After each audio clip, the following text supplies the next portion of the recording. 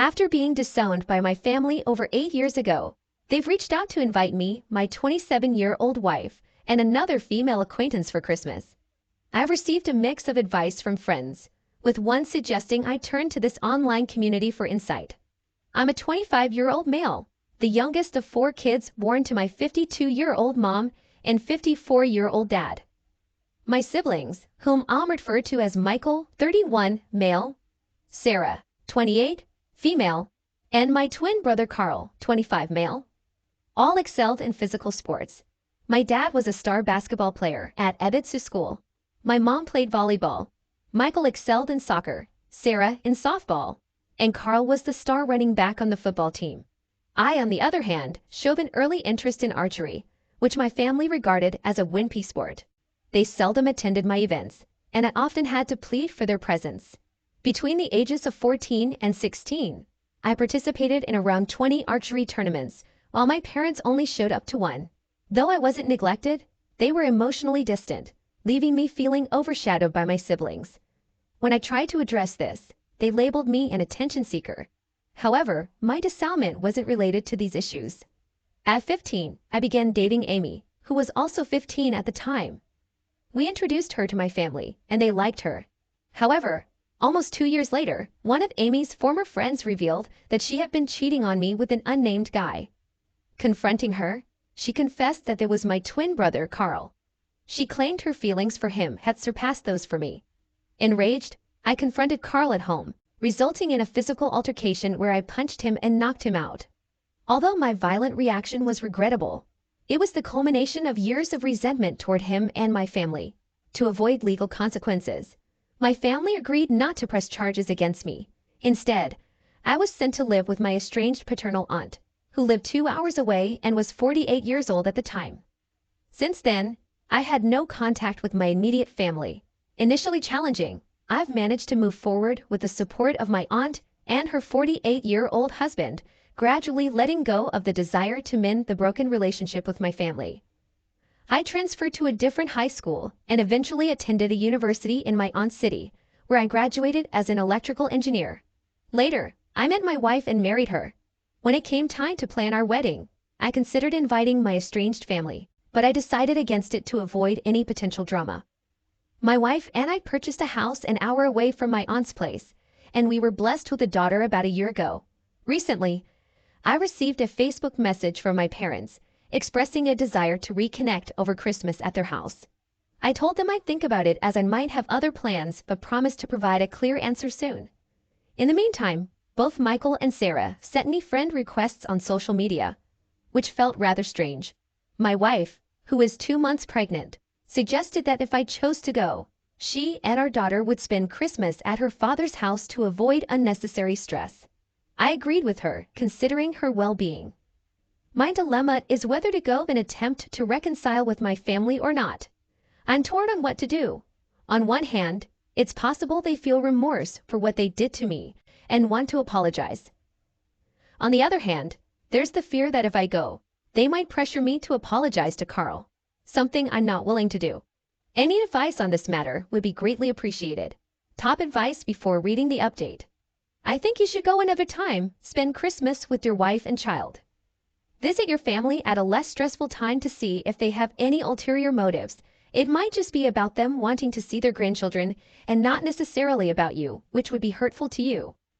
Yeah, I agree. Go another time. I was thinking the same thing. It could be related to the grandkids. Spend Christmas with your wife and child. Christmas is too big of an event to meet them. Also, please update us. I can't get this post out of my head. I can't imagine a parent kicking out their child who was betrayed by their other child. They might want to reconnect due to money or their grandchild. I don't know, but it's weird that even his siblings texted OP. I hope it's for good reasons though. I wouldn't consider spending Christmas away from my pregnant wife for them. Maybe I'm missing something, but why choose Christmas to reach out? They could have contacted me at any time and given me the chance to choose a convenient time to reconnect. They're the ones trying to mend things, so their timing seems odd to me. I personally wouldn't go unless you truly want them back in your life. The situation seems fishy to me. It's possible they found out about my successful child and are now attempting to heal the family image to avoid looking like they abandoned their son years ago. It feels like a trap. I noticed they didn't open with any remorse or sign of an apology.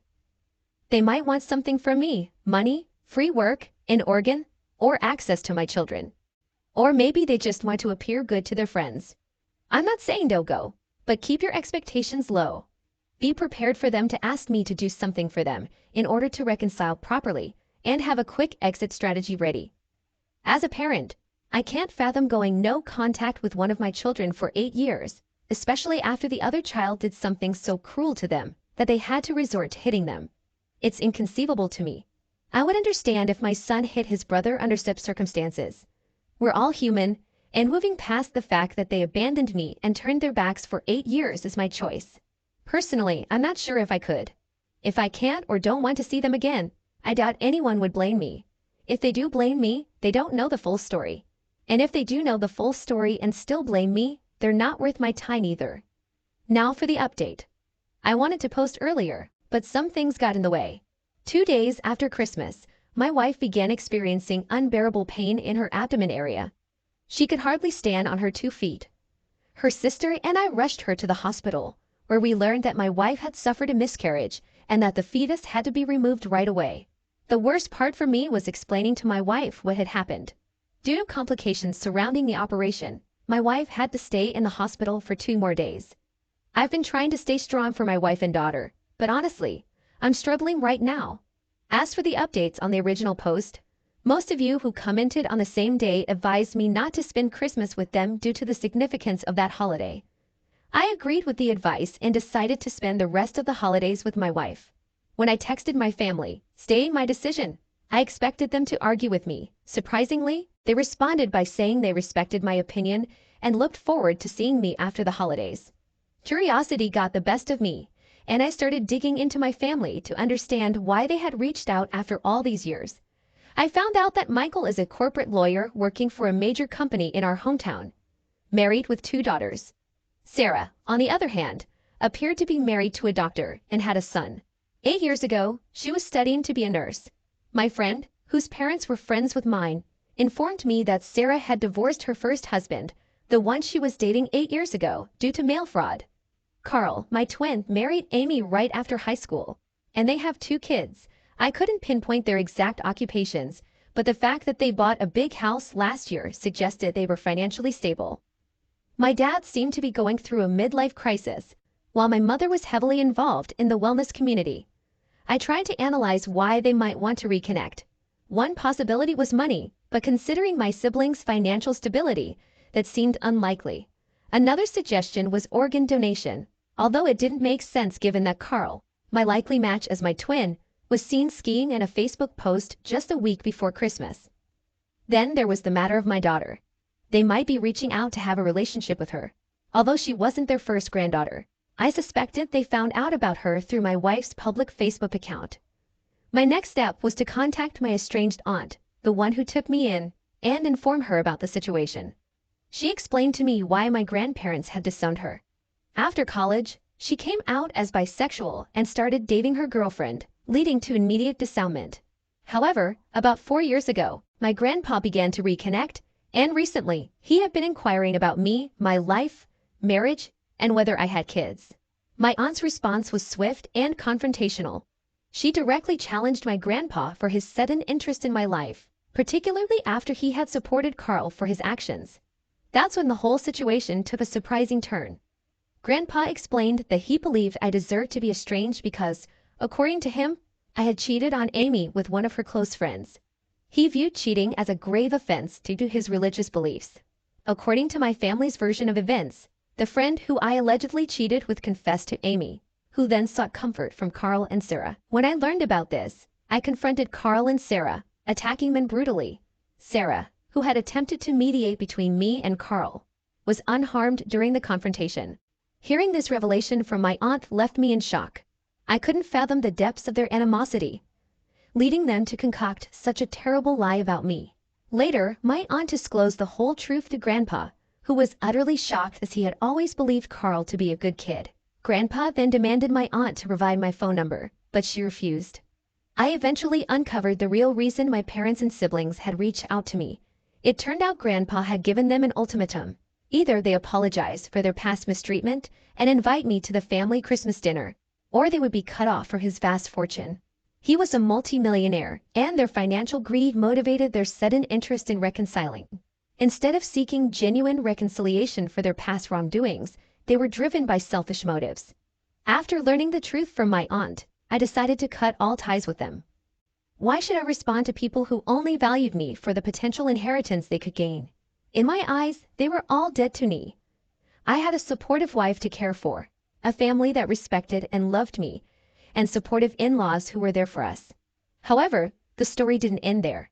3 days after New Year's Eve, I received an unexpected call on my work phone from an unknown number. Despite being accustomed to such calls due to my career, I picked up, only to hear my grandfather's voice on the other end. He must have obtained my number from my company's website. Surprisingly, his first words were an apology for not attempting to contact me over the past 8 years. He expressed his apologies for missing significant milestones in my life, such as my graduation, wedding, and the birth of my daughter.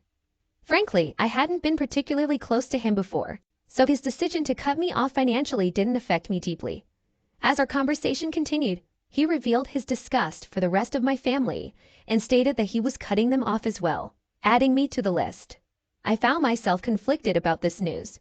While the money would undeniably be helpful, I didn't want him to manipulate the situation to force a relationship between me and my daughter. Our conversation lasted about half an hour, during which I began to think that perhaps I could build a genuine connection with my grandpa. However, my feelings changed abruptly when he made a comment that infuriated me.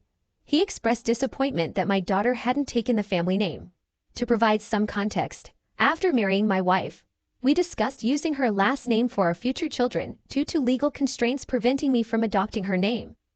We made this decision together as a couple. At that moment, I couldn't contain my anger and let loose on my grandpa.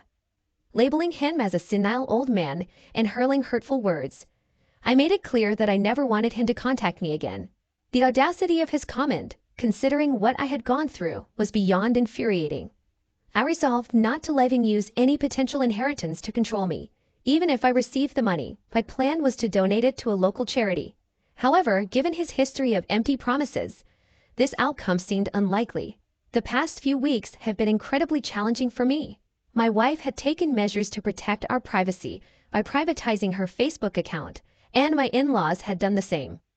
How my estranged family planned to contact me remained a mystery, although I suspected they might resort to extreme measures, perhaps even hiring a private detective.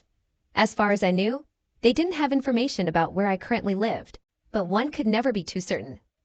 I've considered getting a restraining order, but it's complicated given the presence of lawyers in the family. I didn't get the chance to answer some questions from my last post before it was inexplicably deleted. I'll try my best to respond to any questions over the next day or two, but after this, I won't be using the site for a while. Thank you all for your advice, and I wish you the best in this new year.